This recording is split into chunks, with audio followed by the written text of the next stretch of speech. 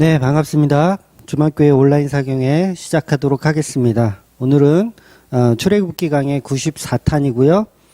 제목은 제사장의 옷이라는 제목입니다. 출애굽기 28장 1절에서 14절까지 보도록 하겠습니다. 출애굽기 28장 1절에서 14절까지 같이 보겠습니다. 너는 이스라엘 자손 중 내 형 아론과 그의 아들들 곧 아론과 아론의 아들들 나답과 아비후와 엘레아살과 이다마를 그와 함께 내게로 나오게 하여 나를 섬기는 제사장 직분을 행하게 하되 내 형 아론을 위하여 거룩한 옷을 지어 영화롭고 아름답게 할지니 너는 무릇 마음에 지혜 있는 모든 자 곧 내가 지혜로운 영으로 채운 자들에게 말하여 아론의 옷을 지어 그를 거룩하게 하여 내게 제사장 직분을 행하게 하라. 그들이 지을 옷은 이러하니 곧 흉패와 에봇과 겉옷과 반포 속옷과 관과 띠라.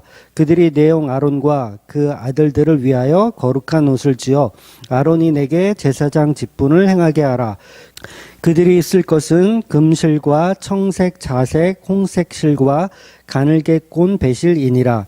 그들이 금실과 청색, 자색, 홍색 실과 가늘게 꼰 배실로 정교하게 짜서 에봇을 짓되 그것에 어깨 바지 둘을 달아 그 두 끝에 이어지게 하고 에봇 위에 매는 띠는 에봇 짜는 법으로 금실과 청색, 자색, 홍색 실과 가늘게 꼰 배실로 에봇에 정교하게 붙여 짤지며 호마노 2개를 가져다가 그 위에 이스라엘 아들들의 이름을 새기되 그들의 나이대로 6 이름을 한 보석에 나머지 6 이름은 다른 보석에 새기라.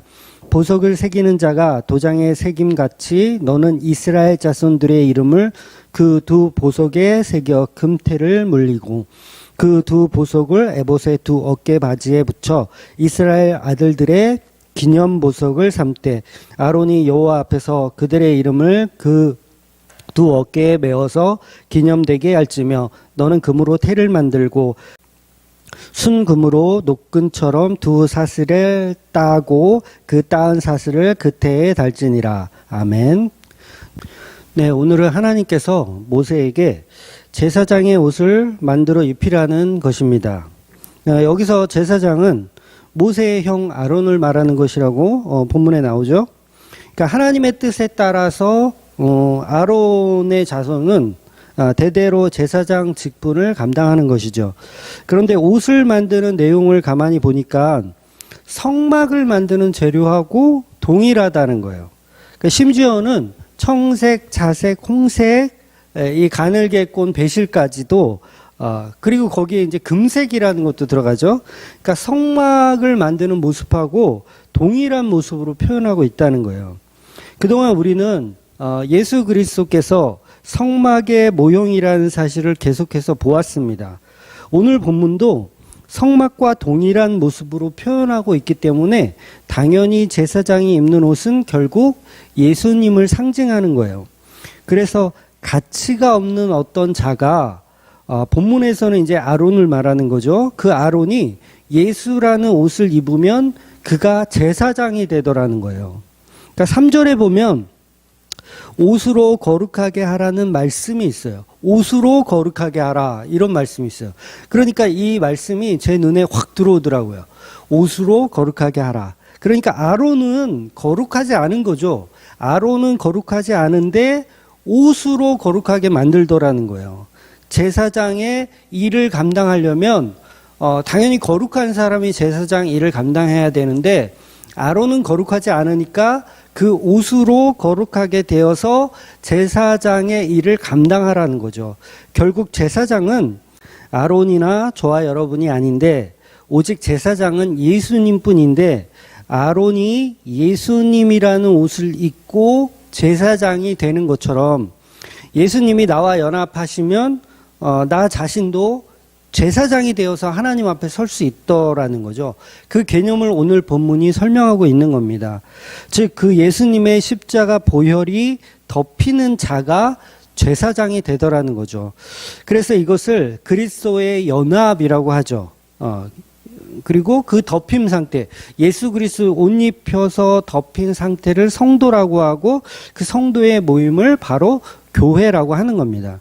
그래서 교회는 누구나 그 옷자락에 덮임을 받는 사람들, 이런 사람들이 예수님의 옷을 통해서 제사장이 되는 거예요. 그래서 우리 기독교는 만인 제사장이라는 말이 있잖아요. 베드로전서 2장 9절을 한번 보겠습니다.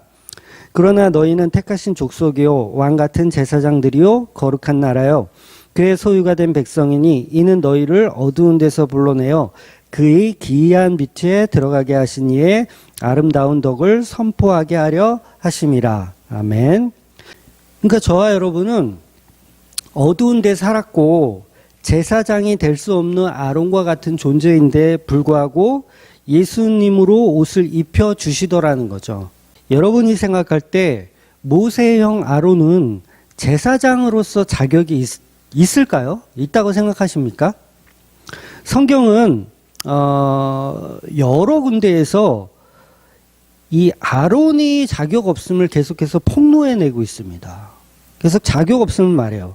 그러니까 아론은 처음부터 하나님의 부르심을 받은 사람도 아니에요. 우리가 잘 알다시피 모세를 하나님께서 부르시죠. 모세를 부르는 과정에서 모세 자신이 하나님께 저는 말이 어눌해요. 저는 말을 잘 못해요. 그래서 지도자로서는 불가능해요. 라고 자꾸 불평을 하니까 하나님이 이제 야단을 치시죠. 너 말 잘하는 그 아론 있잖아. 네 형 아론 있잖아. 그 아론하고 같이 데리고 가면 될 거 아니야. 라고 하면서 야단을 치실 때 등장하는 게 바로 이 아론이라는 거죠. 즉 아론은 부르심의 본질이 아니고 뭐 쉽게 얘기해서 요즘 말로 1+1이에요. 1+1. 그러니까 처음부터 부르심의 자격이 없는 자로 모세의 덤으로 따라오게 된 1+1이 바로 아론이라는 거죠. 사실 저와 여러분도 마찬가지죠. 저와 여러분도 사실은 구원될 만한 조건이 전혀 없는, 구원될 만한 가능성도 전혀 없는 그냥 1+1의 존재잖아요. 우리는 다 이방인이니까. 우리가 유대인이면 그래도 우리에게 선민 사상이 있고 뭔가 좀 내세울 게 있겠지만 그런 것도 없는 거예요. 우리는 1+1인 거죠. 마치 모세를 부르는 데 있어서 아론이 옆에 있다가 괜히 얻어 걸린 것처럼. 그래서 이 복음은 바닥에 떨어진 부스러기를 먹는 거예요. 그러니까 이방인들이 복음은 다 그렇습니다. 바닥에 떨어진 부스러기를 먹는 존재들. 그래서 복음서에 보면 예수님 앞에 나와왔던 스로보니게 여인을 통해서 개들도 주인의 상에 떨어진 부스러기를 먹나이다 라는 고백을 하잖아요. 이 스로보니게 여인이 바로 아론이고 이 아론이 바로 저와 여러분이라는 거죠. 저와 여러분은 늘 항상 선택받지도 못할 그럴 운명의 사람에도 불구하고 선택되는 거예요. 그러니까 이게 얼마나 큰 은혜인지 우리가 모르는 거죠. 그러니까 아론 자체는 바로 그런 환경 속에 놓여져 있다는 거예요. 심지어 모세형 이 아론은요, 나중에 32장에 보면 우리가 잘 아는 대로 황금 송아지를 만드는 큰 죄를 집니다. 물론 백성도 잘못이 있지만 모세가 없는 자리에서 이 아론은 그 모세의 자리를 책임지는 거죠. 리더자가 되는 거죠. 그래서 이 아론은 절대 안 된다고 했어야 돼요. 절대 그렇게 해서는 안 된다. 황금으로 뭘 만들어서는 안 된다라고 우상을 섬기면 안 된다고 말해야 되는데 아론은 백성들에게 금을 가져오라고 하고 그 금을 녹여서 황금 송아지를 만드는 죄를 범하게 돼요. 그런데 이 놀라운 것은 분명히 이 아론은 죄인 중에 괴수가 맞잖아요. 죄인 중에 괴수고 정말 지옥 가야 마땅한 존재인데도 불구하고 이 아론을 대제사장으로 삼는다는 거예요. 뭘 입혀서? 옷을 입혀서. 바로 이 오늘 본문에 나오는 예수 그리스도라는 옷을 입혀서 우상 숭배를 하는 죄인임에도 불구하고 제사장의 자리에 앉혀 놓는다는 거죠. 이 아론은 결과적으로 황금 송아지를 만든 대역 죄인임에도 불구하고 결과적으로 아론은 죽지 않아요. 죽지 않습니다. 또한 아론과 그의 자녀들, 제사장 직분을 잘 감당했나요? 성경을 좀 많이 읽어보신 분들은 아시겠지만 제사장의 직분을 이 아론의 이 자손들이, 아론도 물론 마찬가지고요, 제사장 직분을 잘 감당했던 얘기보다는 오히려 제사를 잘못 드리는 경우가 성경에 몇 군데 등장을 합니다. 그 대표적인 게 레위기서 10장 1절이거든요. 레위기서 10장 1절하고 2절을 제가 읽어드릴게요. 아론의 아들 나답과 아비후가 각기 향로를 가져다가 여호와께서 명령하시지 아니하신 다른 불을 담아 여호와 앞에 분향하였더니 불이 여호와 앞에서 나와 그들을 삼키매 그들이 여호와 앞에서 죽은지라, 이렇게 표현하고 있어요. 그러니까 아론과 그 아들들은 자격도 없고, 첫째는 자격도 없고 또 제사장의 일도 제대로 못해요. 그러니까 향로를 가져다가 분향을 해야 되는데 엉뚱한 불을 가져다가 분향을 했나 봐요. 그러니까 결국 뭐냐면 성경은 계속해서 아론과 그의 자손들이 자격 없다는 것을 말씀하고 있는 거예요. 자격이 없다. 너희들은 자격이 없는데 뭘로 내가 너희들을 거룩하게 했느냐? 바로 옷이라는 거죠. 옷. 예수 그리스도의 옷. 그래서 아론과 그 자식들, 저와 여러분은 계속해서 황금 송아지를 만들어내는 우상 숭배를 하는 존재들인데, 그런 아론이 예수 그리스도를 상징하는 옷을 입으면 대제사장이 되더라는 거예요.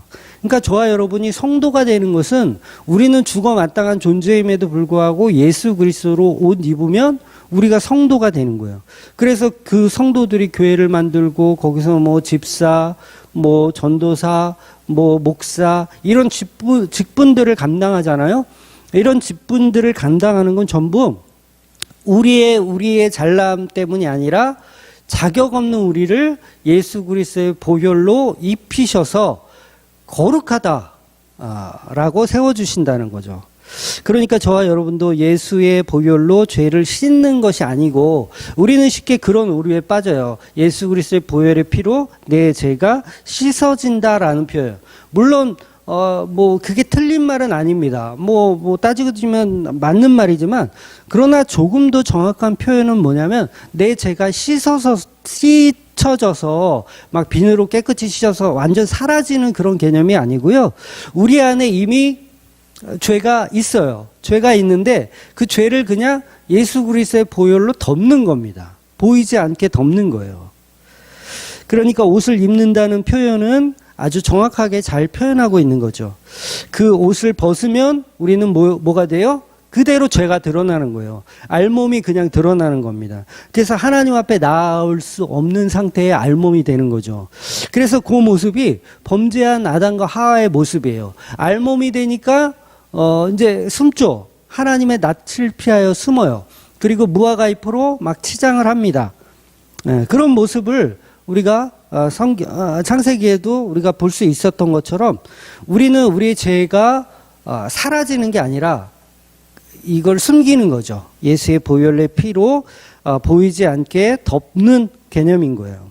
그러니까 본문의 뜻은 성막을 축소한 것이 바로 아론의 옷이 되는 것이고, 그 아론이 바로 대제사장, 하나님께 제사를 드리는 존재가 되는 가치 없는 자, 즉 성도, 교회, 저와 여러분을 의미하는 것입니다. 저와 여러분도 예배드릴 자격이 있습니까? 네, 예배드릴 자격이 없어요. 저와 여러분은 죄인 중에 괴수이기 때문에 예배드릴 자격이 없음에도 불구하고 오직 예수 그리스도의 보혈의 옷을 입고 하나님 앞에 나아가서 이렇게 예배를 드릴 수가 있는 거예요. 그래서 예배는 그 보혈의 피를 자랑하는 게 예배예요. 다른 걸 자랑하는 게 아닙니다. 우리가 예배 드릴 때 예수 그리스도의 보혈의 피가 아니면 우리는 다 죄인이고, 우리는 하나님 앞에 낯을 피해야 하는 존재들이기 때문에 자랑할 것이 아무것도 없죠. 그러면 우리가 예배 가운데 무엇을 드러내고 무엇을 자랑해야 합니까? 그건 한 가지밖에 없죠. 보혈의 피만을 자랑해야 된다는 거예요. 그런데 우리가 교회에 앉아서 우리의 것들을 많이 자랑하죠. 우리에게 행하신 일들을 자랑하는데 급급하죠. 그런데 우리에게 행하신 그 일이 바로 옷 입혀주시는 거라는 걸 우리가 명심해야 된다는 거죠. 그러니까 우리는 각자 우리의 생각대로 하나님이 우리에게 주신 많은 복들을 세워가면서 그것들을 자랑하지만 본질적으로 우리에게 주신 진정한 복은 바로 예수 그리스도의 보혈의 피라는 그 옷이 되는 거죠. 그래서 그 옷을 자랑하는 게 바로 예배입니다. 그러니까 이번 주일날 이제 예배에 관련된 문의가 좀 있었어요. 그러니까 대면 예배를 가도 되느냐 이런 질문을 하신 분도 계셨고, 또는 실시간 생방송으로 예배를 하느냐, 실시간 뭐 줌이나 아니면 뭐 유튜브 그 스트리밍으로 예배를 드리느냐, 뭐 이런 질문을 하신 분도 있어요. 그리고 또 어떤 분들은 할 거면 하고 말 거면 말아야지 뭐 애매하게 한다고 뭐라고 지적하시는 분도 있었고요. 뭐 너무 목사가 카리스마가 없다는 뜻이겠죠. 그러니까 뭐냐면 명확하게 대면 예배를 합니다라고 공지를 하든가, 아니면 우리는 비대면이니까 아무도 오지 마세요라고 하든가 결정을 해야지, 목사가 애매하게 빠져나간다고 생각하시는 분들도 아마 있을 거예요. 그런데요, 여러분, 로마의 박해 시대 때도 그랬고, 북한의 지하교회가 그런 예배드리는 장소와 시간을 광고하고 이렇게 할까요? 네, 그렇게 하진 않겠죠. 그냥 익툭스라는 그 표시, 각자 알아서 움직이는 겁니다. 그 예수 그리스도의 주되심을 보고 각자 알아서 움직이는 거죠. 거기에는 목사의 카리스마 같은 건 상관이 없는 거예요. 아니, 성도가 예수 그리스도의 보혈을 의지해서 예배를 드리는데 그것을 교회 관계자한테 질문하고 교회를 온다라는 이 현실이 저는 너무 슬프더라고요. 그러니까 국가에서, 나라에서 모든 예배를 다 비대면으로 하라 그랬는데 그거를 이제 각자의 교회에 전화해서 물어보세요. 성도들이 비대면인데 우리 가면 안 됩니까? 이렇게 질문을 하는 거죠. 그러니까 그 상태가 얼마나 슬픈 이야기예요. 예배의 주관을 국가에서 정해주고 또 그것의 옳고 그름을 교회에 전화해서 확인하는 거. 결국 성도가 예배 드리는 것을 국가에게 허락받는 꼴이 돼버리는 거죠. 그러니까 이게 지금 코미디라고 하는 거예요. 예수님의 피의 보혈을 의지해서 자랑하면 되는 겁니다. 코로나19라는 특수한 상황에서 가정에서 예배를 드리든 아니면 몸이 불편해서 예배 초소에 가지 못하시는 분들이든 가족이 모여서 가정에서 예배 드리는 것도 예배가 맞습니다. 그게 예배가 아니지 않아요. 그것도 예배가 맞습니다. 물론 그런 상태를 정당화해서 권리까지라고 생각하는 분들이 간혹 있어서 그래요. 그러니까 몸이 아프지도 않으면서 가난한 성도가 되려고 하는 분들 있죠. 그런 사람들은 사실 부작용이죠. 그래서 그런 부작용이 생길까봐 주맘교회도 실시간 예배는 하지 않고 이렇게 지금 녹화를 떠서 영상으로 일시적으로 사경회를 하는 겁니다. 어차피 코로나19도 확진자가 아무리 많아도요, 치명률이 계속 떨어지고 있어요. 치명률 계속. 그러니까 죽어나가는 사람이 요새는 거의 없다고 봐야죠. 그러니까 어차피 독감처럼 바뀌게 된다는 거예요. 독감처럼. 그러니까 아마 7월달 통계가 아직 나오지는 않았지만 7월달 통계 나오면 아마 독감하고 거의 비슷한 치명률이 나오지 않을까, 저 개인적으로는 그렇게 생각해요. 그러니까 확진자가 수요일도 1,600명이 넘었더라고요. 그런데 그날 사망자 보니까 2명이었어요. 1,600명이 확진자가 나오는데 사망자는 2명이다. 이거는 사실 독감 수준으로 가고 있다는 얘기예요. 그러니까 아무튼 인간들은 어떤 핑계든 어떤 이유로든 예배를 거부하는 것을 정당화합니다. 그게 왜 그러냐면 결국 거기에는 인간이 주인공이라는 생각이 있기 때문에 그래요. 그러니까 예배의 주인공은 예수 그리스도의 보혈의 피인데 우리는 그거를 잊어버려요. 그리고 사람들의 어떤 모임을 예배라고 생각하게 하고, 그리고 어떤 내가 하는 어떤 행위를 예배라고 생각하게 해버린다는 거죠. 물론 교회를 걱정해서 뭐 내가 확진될 가능성이 있으니까 교회에 피해를 주면 안 되기 때문에 나는 이번 주는 비대면으로 드릴 거야. 뭐 많은 분들이 이제 그런 의미에서 아마 가정에서 지금 예배를 드리고 있을 거라고 저는 믿습니다. 그런데 비대면 예배하는 이유가 세상의 비난이 무서워서 뭐 그런 거 많죠. 계속 뉴스에서 계속 교회를 욕하고 하니까 그런 세상의 비난이 무서워서 나는 비대면 예배를 드린다라고 하는 건 그건 이유가 잘못되었다라는 거죠. 교회는 세상의 비난 같은 것은 이미 코로나가 아니더라도 충분히 받고 있어요. 충분히 받고 있고, 아니 예수를 증거하면 돌마저 죽어야 하는 게 정상이에요. 그게 정상. 그러니까 한국은 지금 비정상이죠. 예수를 막 전해요. 막 길거리에서 기타 치면서 예수를 찬양해요. 그러면 돌 맞아야지 정상인데, 우리 대한민국은 돌 맞지 않죠. 그러니까 그 자체가 비정상입니다. 그러니까 기독교인인데 비난을 안 받는다. 근데 이건 말이 안 되는 거예요. 그러니까 코로나가 아니더라도 어떠한 상황이든 비난을 늘 받는 곳은 교회여야 한다는 거죠. 그런데 그것은 어떤 윤리적이며 도덕적인 걸 일부러 우리가 막 안 지켜서가 아니라 그냥 예수를 전하면 비난을 받게 되어 있는 거예요. 그러니까 예수를 바르게 안 전하면 비난을 안 받겠죠. 그런데 우리가 우리의 교회의 이익을 생각하는 것이 바로 우리 자체가 이미 우리는 자격 없음을 망각하고 있더라는 거죠. 그러니까 우리가 얼마나 자격 없는 사람들이라는 겁니까? 전부 나를 위해서 신앙생활 하고 있는 막말로 얘기해서 미치광이 교인들인 거죠.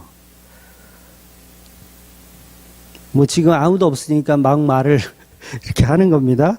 네. 기분 나쁘시면 싫어요를 눌러주세요. 네.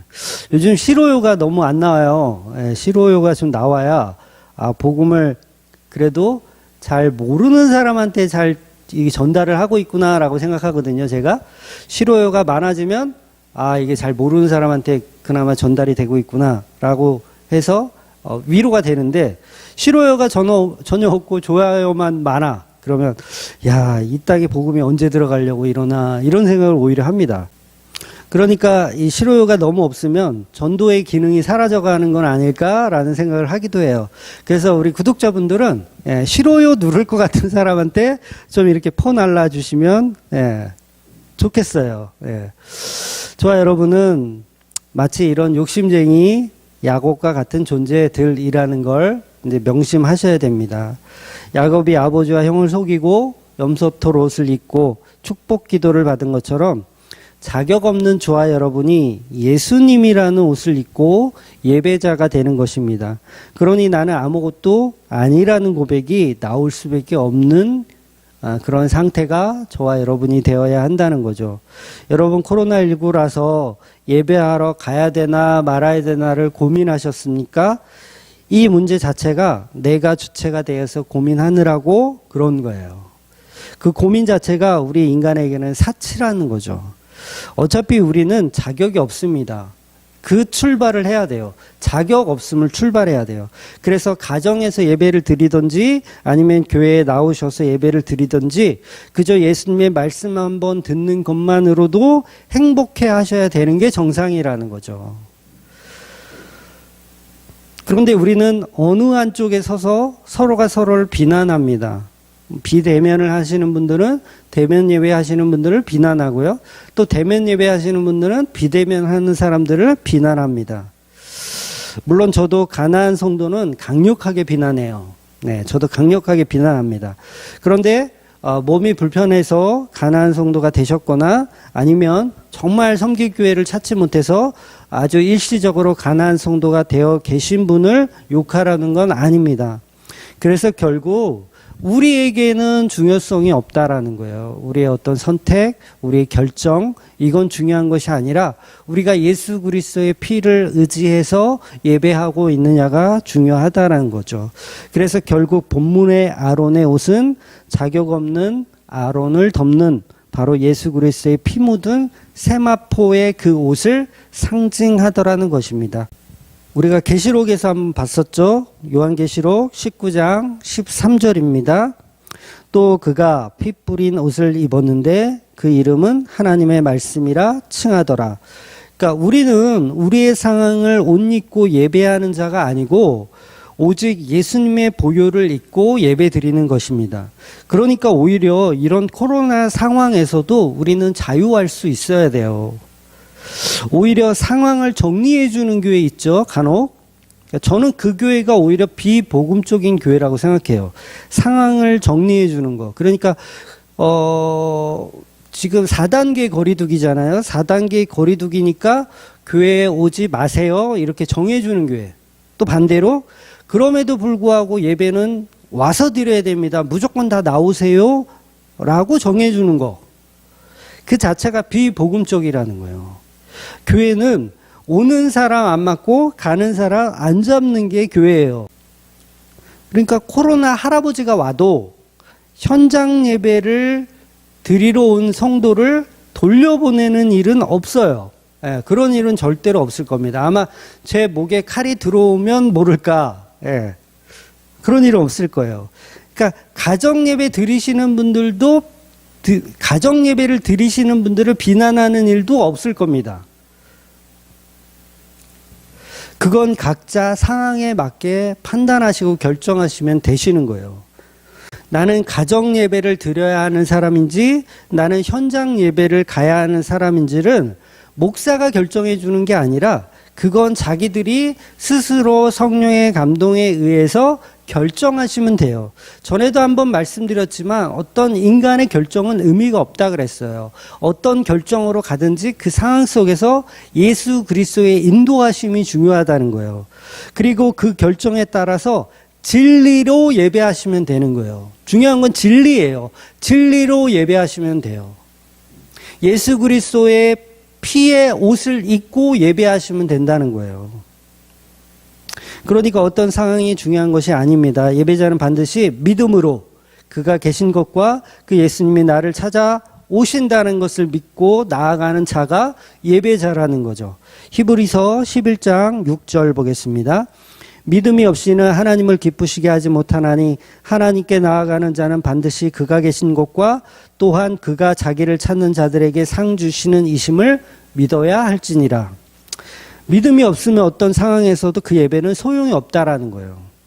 그렇다면 믿음이 뭐예요? 예수 그리스도의 피로 옷 입었느냐가 믿음인 거예요. 그러니까 반드시 우리는 제사장과 함께 예배를 해야 되는 거죠. 제사장, 예수 그리스도의 옷. 성경에서 영원한 제사장 바로 예수 그리스도라고 얘기합니다. 히브리서 5장 6절 또한 이와 같이 다른 데서 말씀하시되 내가 영원히 멜기세덱의 반차를 따르는 제사장이라 하셨느니라. 네, 예수님이 바로 제사장이세요.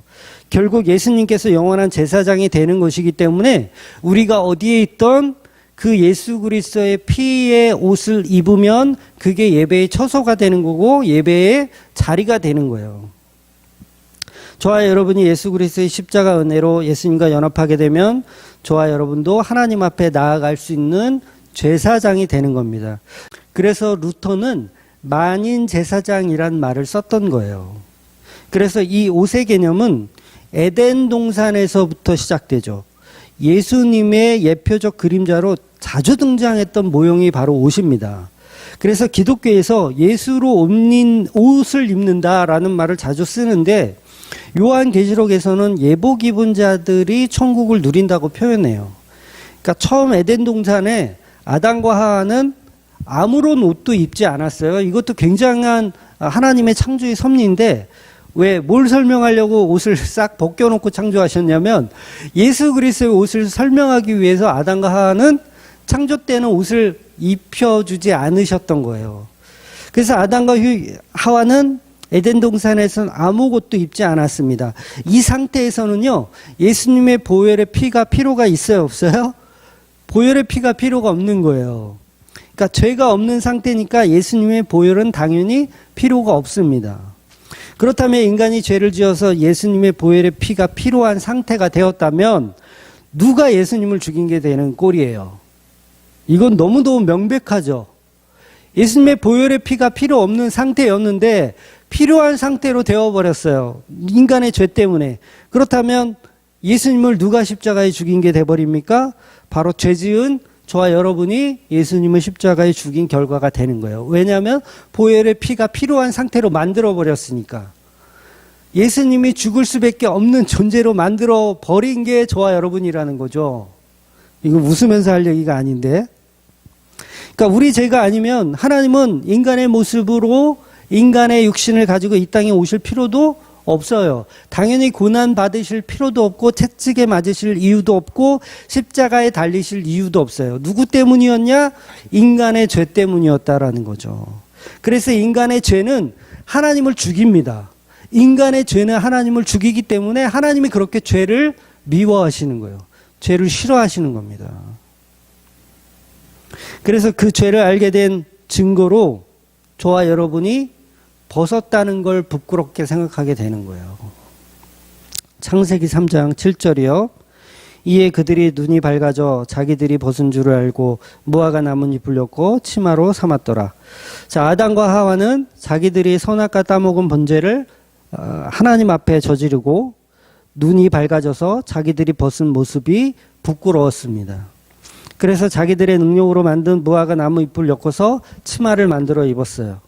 그러나 무화과 잎으로 만든 이 옷으로는 자기들의 부끄러움을 가리지 못합니다. 반드시 하나님이 직접 만들어주신 동물의 피 묻은 옷, 즉 생명을 내놓는 가죽 옷을 덧입어야 그 부끄러움이 가려질 수 있는 거예요. 그거 벗으면 또 우리는 부끄러운 거죠. 벗으면 부끄러운 거예요. 그러니까 여전히 죄가 우리 안에 있는 상태에 덧입혀지더라는 거죠. 그것이 바로 예수 그리스도의 보혈의 피이고 그 십자가만이 진정한 에덴 동산의 선악과 먹은 죄를 덮을 수 있는 유일한 제사장의 옷이 되는 거예요. 그래서 오늘날 수많은 종교인들은 그리고 교인들은 성경이 말하는 예수 그리스도의 피 묻은 옷을 입지 않고 자기들이 만들어 놓은 무화과 잎으로 그 부끄러움을 가리고 있어요. 나 교회에 출석했다라는 걸로 부끄러움을 가립니다. 내가 비록 집에 있지만 집에서도 예배 드렸다라는 것으로 그 부끄러움을 가리려고 하는 거예요. 인간의 열심과 인간의 수고와 노력으로 자기가 옷을 만들어가는 거죠. 그리고 하나님 앞에 떳떳하다라고 착각하는 거예요. 그러니까 누구나 이 보혈의 피를 스스로가 만들어가는 거죠. 그러나 반드시 초대받은 자는 주인이 주는 예복을 입어야 돼요. 주인이 주는 예복이 바로 예수 그리스도의 피 옷입니다. 성막들에서 말씀드렸잖아요. 전쟁 나가는데 예수님이 하얀 옷 입으라고 하면 우리는 하얀 옷 입고 나가는 거예요. 피 묻으면 이거 하얀 옷 다 버리는데요. 그래도 입고 나가라는 거예요. 왜? 전쟁은 예수님이 하실 테니까 너희들은 그냥 흰 옷 입고 따라와 이거예요. 그런데 잘났다고 막 전투복 입고 와요. 자기도 한번 싸워보겠다고. 그러면 그 전투복 입고 오는 그 상태가 바로 대장 대신 예수 그리스도를 무능하게 보는 겁니다. 그러니까 우리가 우리의 노력으로 예배를 막 만들고 예배에 보혈의 피가 없는 어떤 구도자 예배를 만들고요. 어떤 뭔가를 자꾸 만들면 소용이 없다라는 거죠. 반드시 모든 예배에는 예수 그리스도의 보혈의 피가 들어가야 된다는 거예요. 그래서 예배 중에 하는 설교에 예수 그리스도의 피가 없는 설교를 했다? 그럼 예배 안 드리신 겁니다. 단언해요. 제가 단언합니다. 설교에 예수 그리스도가 피가 빠진 설교를 했다. 그럼 예배 안 드리신 거예요. 정말 죄송하지만 오늘 본문을 근거해서 예배 안 드리신 거예요. 그러니까 내가 나를 치장하는 신앙생활로 절대로 죄의 문제를 해결받지 못하더라는 거죠. 그러니까 예배 드린 적이 없으니 죄의 문제도 해결되지 못하는 거예요. 반드시 예수님의 십자가 은혜로 옷을 입어야 합니다. 그 옷을 오늘 본문이 소개하고 있는 거예요. 아론의 옷, 제사장의 옷, 저와 여러분의 옷. 성막은 뭐 하는 곳이죠? 죄를 사하는 곳이에요. 죄를 사해서 예수 그리스도를 만나는 곳이에요. 그러면 이 제사장의 옷은 뭡니까? 자격 없는 아론이 예수 그리스도의 옷 입고 하나님을 대면하여 그 죄에 관여를 하는 거예요. 그러니까 성막의 이 축소판이 바로 이 아론이 입은 옷이라고 할 수 있는 거죠. 또 그 제사장을 통해서 전달되는 그 씨, 이스라엘 자손. 그래서 본문에 보면 이스라엘 아들들, 그 야곱의 아들들이죠. 여기서 이스라엘 그러니까 이스라엘 아들들 그러니까 누굴 얘기하는 거냐 막 헷갈릴 수도 있겠지만 야곱의 아들들을 얘기하는 거예요. 그 야곱의 아들들의 이름 12아들을 이 호마노 2개에 기록해서 어깨에 달라고 하는 거예요. 그러니까 성막 제사장 옷 전부 자손 대대로 전달하라는 거죠. 결국 그 야곱의 자손들의 끝에 오시는 분, 야곱의 자손들, 이스라엘의 자손의 끝에 오시는 분, 그분이 바로 영원한 제사장으로 등장하실 거라는 말씀을 하고 있는 거죠. 그러니까 오늘 본문은 영원한 제사장으로 오실 그 예수 그리스도를 예표하는 본문이고, 저와 여러분이 여러분의 영원한 가죽옷이 되어주신 예수 그리스도의 은혜로 날마다 저와 여러분은 자기를 부인하셔야 돼요. 우리의 결정은 우리의 결정이 아닙니다. 우리가 항상 부인되어져야 돼요. 제사장의 모습으로 늘 항상 예수님의 피 묻은 옷을 입은 상태로 예배하셔야 됩니다. 그게 예배자의 뜻이에요. 오히려 제가 개인적으로는 굉장히 붉은 옷을 굉장히 좋아하거든요. 붉은 옷을 일부러 자주 입어요. 요새는 거의 뭐 입지는 않는데 과거에는 붉은 옷을 굉장히 좋아했어요.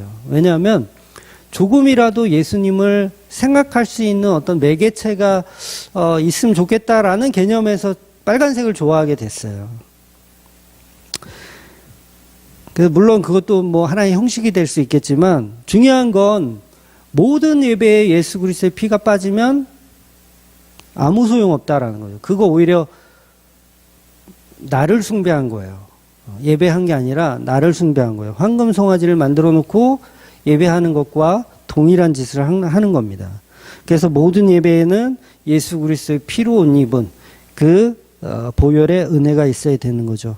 그래서 그 보혈의 은혜로 지금 어려운 시기 거리두기 4단계의 이 상태에서도 보혈의 은혜를 의지해서 살아가시는 저와 여러분이 되시기를 주의 이름으로 축원드리겠습니다. 아멘.